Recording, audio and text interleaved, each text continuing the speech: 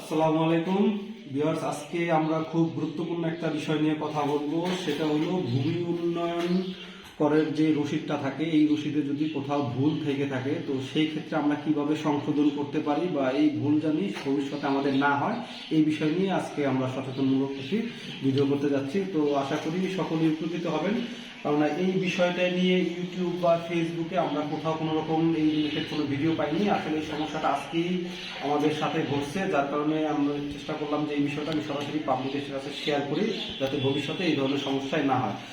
একটু কাছে আসেন। আচ্ছা, তো এখানে দেখতে পাচ্ছেন আমার এখানে একটা খাজনা রসিদ আছে। তো এখানে যেই বিষয়টা নিয়ে আলোচনা করব, এইখানে আমার কাছে যে খাজনা রসিদটা আছে আপনারা দেখতে পাচ্ছেন, এইখানে টোটাল খাজনাটা পরিশোধ করা হয়েছে আপনার 30শে নভেম্বর 2025, যেটা হলো বাংলায় ছিল 16/11/1432। কিন্তু দেখেন এখানে যে সমস্যাটা হয়েছে, সর্বশেষ পরিশোধের সালটা দেখাচ্ছে 2020 থেকে 2021 অর্থ বছর। এখন এখানে সমস্যাটা আসলে কোথায়?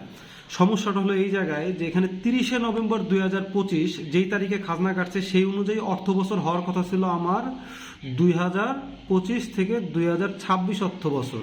কেন 2025 সালটা হলো 2025-26 অর্থ বছর, কিন্তু সেটা না হয়ে খাজনা রসিদে আমার কত হিসাব করছে 2020 থেকে 2021।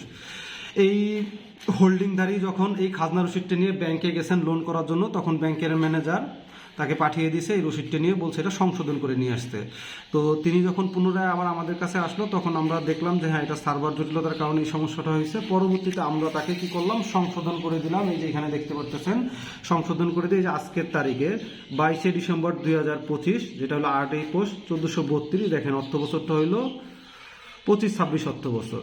তার মানে এখন থেকে আমাদের যেই কাজটা করতে হবে, ভূমি উন্নয়ন কর আমরা যখন অনলাইনে আবেদন করব, আবেদন করার পর ভূমি অফিস থেকে যখন এটা সমন্বয় দিবে, আমাদের খাজনা প্রেরণ করার সময় অবশ্যই চেক দিয়ে দেখতে হবে যে সর্বশেষ পরিশোধের যে অর্থ বছরটা, এটা কি 25-26 অর্থ বছর দেওয়া আছে কিনা, এবং তার সাথে আরও অন্যান্য দাগ, জমির শ্রেণী এবং জমির পরিমাণ, মালিকানার অংশ, সকল বিষয় পূর্ণাঙ্গভাবে চেক দিয়েই আমরা ভূমি উন্নয়ন কর অনলাইনে পরিশোধ করব।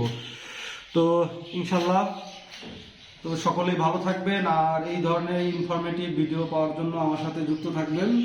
আল্লাহ হাফেজ। তো সবাই ভালো থাকবেন।